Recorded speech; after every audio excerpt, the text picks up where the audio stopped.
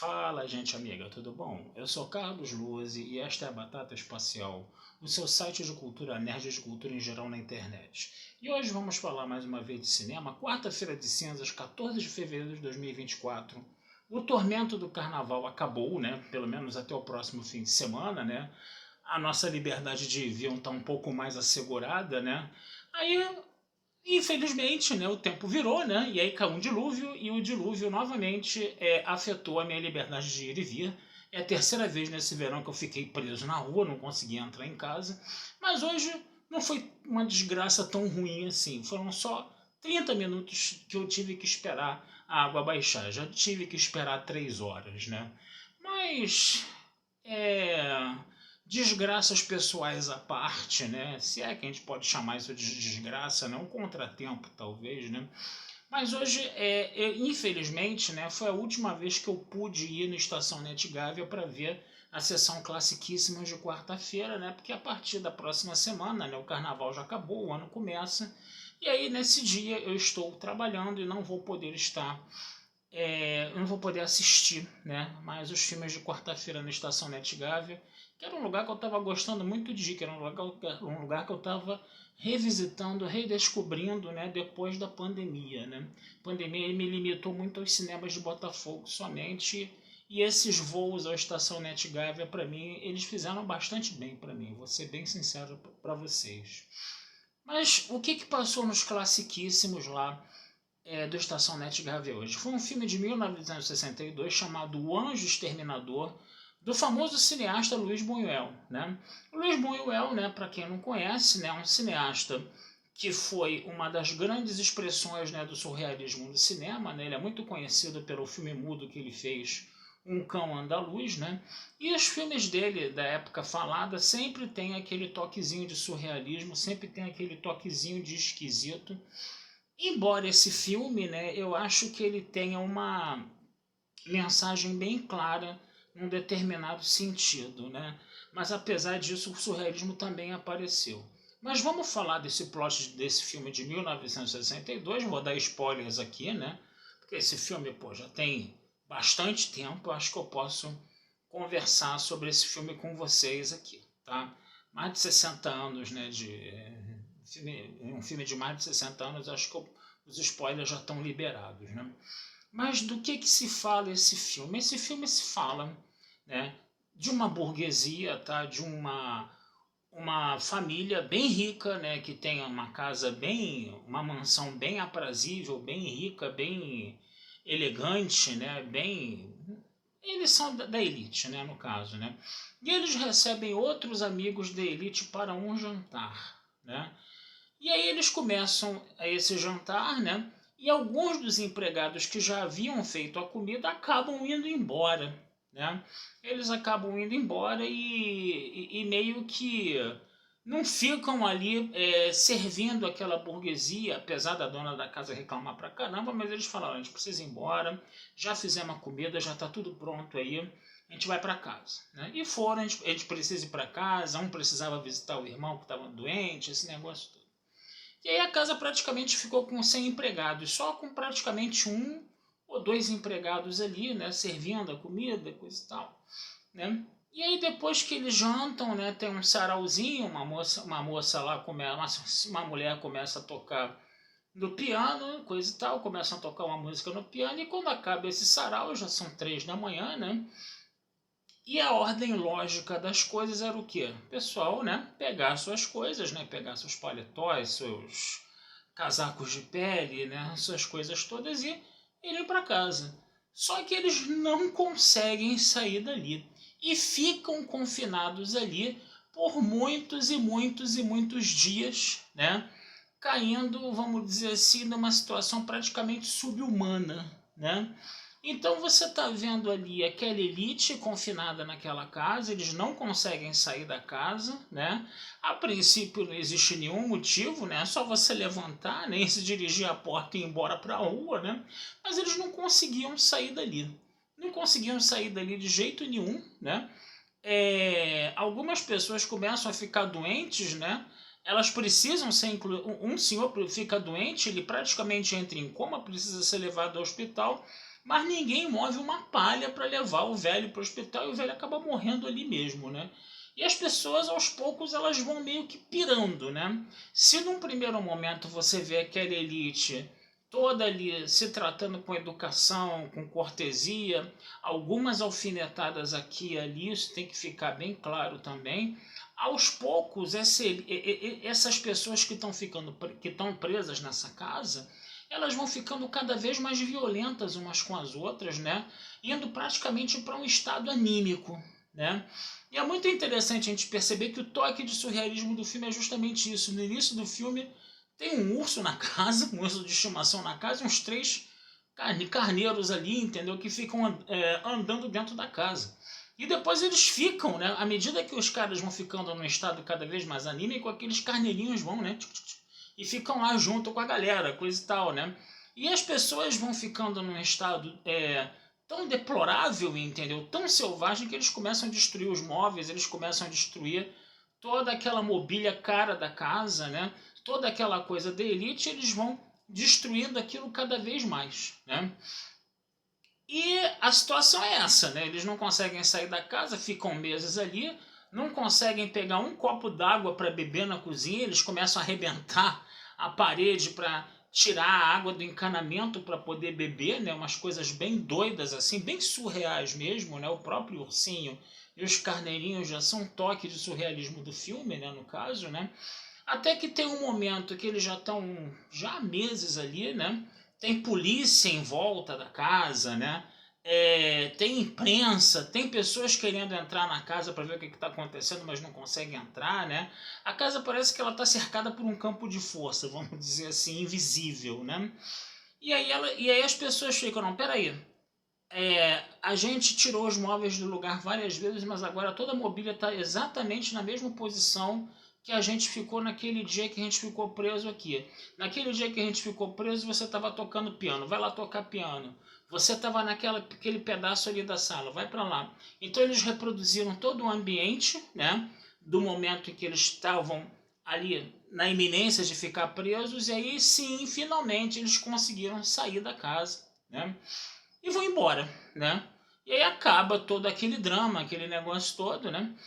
E o mais interessante nessa história toda é que depois, né, no final do filme, eles vão para uma missa, vão para a igreja, né, no caso, vão lá celebrar a missa, e no final do filme eles não conseguem sair da igreja novamente, né? E o filme termina com as pessoas, com a imagem da igreja assim fechada, todo mundo gritando, destruindo as coisas lá dentro, e um monte de carneirinhos entrando, né, indo em direção à igreja para entrar na igreja, né? Pois bem, a gente falando assim por alto, né, você vai falar, o cara é doido, né, fez um filme completamente surreal, completamente maluco, coisa e tal. O filme é completamente surreal e maluco porque o Buñuel era um cara surreal mesmo. Mas, né, e aí isso depende das leituras, né, de cada um, né, também é importante de você falar isso, né, esse filme ele pode suscitar várias leituras até pela forma como ele foi feito, como ele foi construído, tá? E a minha leitura, tá, gente? Vocês podem até não concordar com ela, tá? Mas a minha leitura é isso. Você tem uma elite ali, tá? Que não tem horror a trabalhos manuais, né? A gente sabe disso, né? Que as elites portuguesas, né? Viam as pessoas que faziam trabalho de manuais de uma forma muito baixa, né? Isso não deveria ser também diferente com a elite espanhola, né? Durante a colonização a gente tem relatos, né, de que às vezes um cara saía para ir aqui no Rio de Janeiro, né? Um cara sai na época do Império, né? Um cara saía para ir na papelaria para comprar um lápis e umas duas ou três folhas de papel, e ele ficar andando na rua carregando aquele lápis e folhas de papel na mão, já caracterizava um serviço braçal e ele já era mal visto pelas pessoas, entendeu?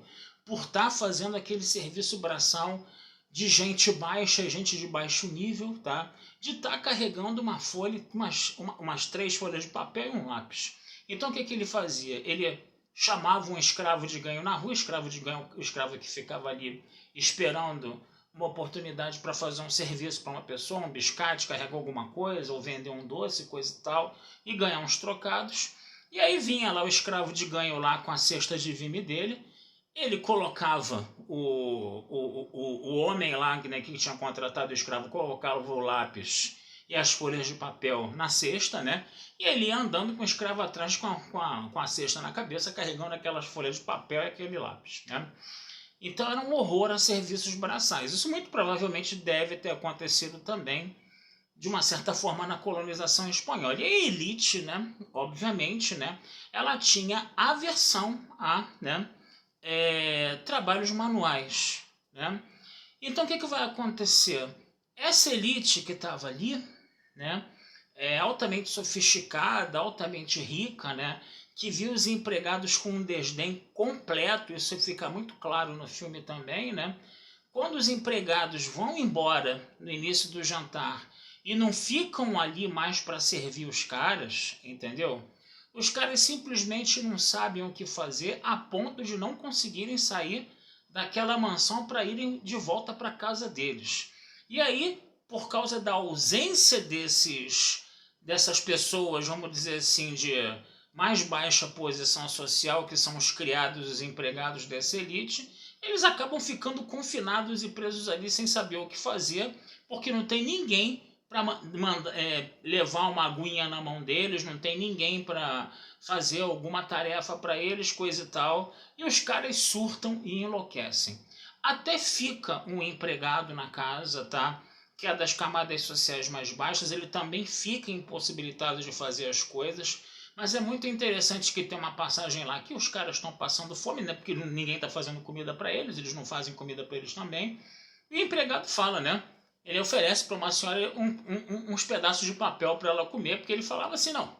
Agora é o seguinte, né? Quando eu era mais novo, era mais pobre, eu só tinha papel para comer, então eu fiz esses papeizinhos aqui para comer, se a senhora quer experimentar. E eles são bons, né? Porque eles são feitos de folha de árvore, casca de árvore, entendeu? São feitos de vegetais, então é bom para comer. Então, e aí ele comia aquele papel, e a mulher estava quase comendo papel quando ela foi chamada por alguém, alguma coisa que aconteceu no filme que impediu ela de comer o papel, que eu não me lembro agora. Então você tem essa situação, né? Eu acho que a mensagem do filme do Buñuel ficou bem clara nesse sentido, que é uma elite, ele tinha realmente uma posição muito crítica com relação a essas elites burguesas, né? E ali, para mim, no meu modo de ver, essa impossibilidade de essa elite sair da mansão e ir para a casa dela, né? Ir para casa ir para as casas, né, deles, né? É muito isso, né? Que os caras eles precisam de tudo, né, para você. Precisam de empregados para fazer tudo para eles, né? Isso é uma coisa bem de herança de antigo regime mesmo, né? Para vocês terem uma ideia, quando os reis, né, com poderes absolutos lá, na época do antigo regime, antes das revoluções liberais, né? Eles, por exemplo, iam fazer as suas necessidades, tinha gente para limpar os caras, né? A gente sabe disso, porque, pô, o rei se limpar, né? Tô falando do número 2, tá, gente? Quando o rei vai se limpar, isso é uma coisa que um nobre, vamos dizer assim, é um serviço sujo demais para um nobre, então um empregado, um criado limpava ele lá, entendeu? Ele não podia nem se limpar, né? Vou falar o que, né? Mas todo mundo já entendeu, né? Porque senão o YouTube pode me dar uma chapuletada aqui, né? Mas o que acontece? Vocês terem uma ideia de como é que é esse negócio dessa nobreza, né? Dessa elite, entendeu? Que tem uma aversão tão grande a trabalhos manuais, entendeu? De qualquer natureza, né? Que eles simplesmente não conseguem fazer nada, né? Sem uma criadagem ali para servir a eles, que foi a situação na qual eles ficaram durante o filme, né? E é interessante também você ver o discurso dos caras, né, à medida que eles vão enlouquecendo, né? Eles são carregados de uma alta religiosidade ali. Ah, nós vamos fazer uma novena, vamos fazer alguma penitência, alguma coisa para salvar a gente dessa situação. Quer dizer, eles ainda recorriam, entendeu? Vamos dizer assim, esse catolicismo, né, extremado, né, dessa sociedade aí, né? Acho que espanhola, se eu não me engano, acho que o Buñuel era espanhol, não sei se ele é espanhol ou mexicano, vocês vão me desculpar, tá? Podem me criticar à vontade por eu não saber a nacionalidade dele, tá? Mas o que acontece? Era ibérico, era de origem ibérica, vamos falar dessa forma, né? Então o que acontece? Eles vão surtando e mais, né? Eles vão vão culpando uns aos outros, entendeu? Pela situação deles estarem ali, a ponto deles chegarem às vias de fato mesmo e saírem quebrando e destruindo tudo, né? E alucinações também, né? Teve uma mulher lá que começou a ver uma mão, né? Andando pela sala e tentando estrangular ela, e ela ia matar aquela mão, aquele negócio todo, né? Então você tem essa situação aí, né? O filme, ele, obviamente, por ser muito surreal e por ter essa posição muito crítica com relação à elite, né? Vai ter umas passagens engraçadas, né? É, a galera riu bastante, né? Eu acho que o detalhe lá do ursinho lá e dos carneiros foi muito interessante, entendeu? Porque eu acho que quando os carneiros iam para a direção dessa elite, quando essa elite já estava completamente zureta das ideias, né? Eu acho que representava um pouco o estado anímico, né, em que as pessoas já estavam, né, que elas tinham saído daquele nível de sofisticação burguês, né, e já estavam num estado anímico tão grande ali, né, que isso atraía os carneirinhos, né, e até o próprio urso que ficava dando voltinhas lá, né, que o urso inclusive era um filhotinho de urso, ele era inofensivo, ele não matou ninguém, não comeu ninguém por causa disso, né. Mas é interessante você ver isso, né, e do lado de fora, aquela população toda, né, perplexa com o que estava acontecendo, né, e os empregados também, né, pô, esses caras estão aí até agora, não sei o que, coisa e tal, né, os empregados que meio que saíram, né, e detonaram, né, esse surto geral nessa elite rica aí, né. Não que eles fossem culpados, obviamente, entendeu? Acho que o filme é bem crítico com relação à elite, né? Mas fica bem claro que com a saída dos empregados, entendeu? Essa elite começa a surtar porque não tem ninguém para servir a ela, né? Então, gente, vale muito a pena ver esse filme, tá? Eu acho que é uma coisa diferente, né? Porque esse surrealismo, né, do Buñuel, ele é bem provocador, ele é bem instigante, entendeu? E fica essa dica aí, tá? O Anjo Exterminador, tá, gente? Deem uma procuradinha nesse filme. Esse filme, de repente, deve ter no YouTube, deve ter uma forma de vocês acharem esse filme. DVD vendendo no camelô, se você ainda tiver aparelhos DVD em casa, ou no brechó, entendeu? Vocês acham isso, tá? Porque isso é um clássico, tá? Da história do cinema, tá, gente? Desse cinema surreal, né? Do Buñuel, nos clássicos dele, tá? E não deve ser muito difícil de vocês conseguirem esbarrar com esse filme por aí, não, tá certo? Bem, vou ficando por aqui, tá? Desejando vida longa e próspera a todos, tá? Não deixem de visitar meu site batataespacialtudojunto.com.br pra gente falar sobre mais filmes lá, tá? Tem bastante filme resenhado lá, tem cerca de 450, 500 filmes resenhados lá, mas aí é texto, tá? Eu também tenho um canal, tá, gente? De repente ele ainda deve estar funcionando, que é o carloslose.blogspot.com.br. Lá é o Yoshua World, tá? Que foi um blog que eu mantive por um tempo, que também tem uns 400 e poucos filmes também lá resenhados lá. São filmes mais antigos, né? Obviamente, não são filmes recentes, tá? Mas eu tive essa coisa de escrever um pouquinho, né, no blog lá também. Espero que ele ainda esteja no ar, que faz muito tempo que eu não mexo nele, tá? Mas são esses locais, tá, na internet que vocês podem encontrar meus textos de cinema, tá? Além do meu canal do YouTube, Carlos Eduardo Lose Rezende, tá? L-O-H-S-E, né? O Lose, L-O-H-S-E, e o Rezende com Z. Carlos Eduardo Lose Rezende, tá certo? Se inscrevam no canal, né? Apertem o sininho das notificações, curtam, compartilhem, comentem, tá? Que vai ser cada vez o que o canal, vamos dizer assim, ele passa a ter um alcance maior, né? Mais pessoas podem assistir o canal, coisa e tal, embora eu não tenha a menor intenção de monetização, de grana, de nada disso. Já falei para vocês que eu faço isso aqui como uma terapia, como uma conversa mesmo, né? Coisa e tal, né? Para manter a sanidade da gente em dia, né? Porque sempre é bom a gente ter uma distração, né, para nossa cabeça, né? Porque se você fica com a cabeça desocupada, né, é terreno do demônio, né, como costumam falar, né? Então eu gosto muito de brincar aqui, de conversar sobre cinema, e vocês podem também conversar comigo à vontade, podem falar bem, podem falar mal. Só não precisa me xingar, me ofender, tá? Cada um tem sua opinião. E às vezes eu gosto, E às vezes não gosto dos filmes, eu falo aqui numa boa. Se vocês não concordam com o que eu estou falando, podem discordar à vontade. Tá certo, gente? Então um abração, fui e até a próxima.